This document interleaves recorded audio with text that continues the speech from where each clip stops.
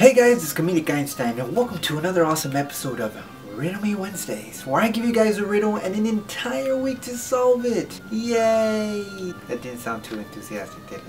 Anyways, let's go ahead and get right into what this video is all about, which is riddles. And last week I had given you guys a riddle that went a little like this. I have 2 hands, but I have no feet.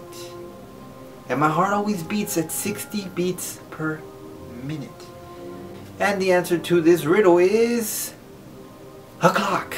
Yes, a clock or a watch. An analog clock has 2 hands, which tell the hours and the time. Has no feet, and of course it beats at 60 beats per minute because 60 seconds in a minute.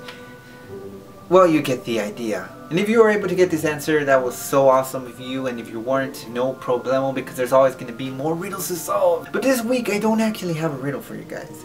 This week I have a little bit more of a puzzle, I guess you could say. And the puzzle is this. How many holes are in this shirt here?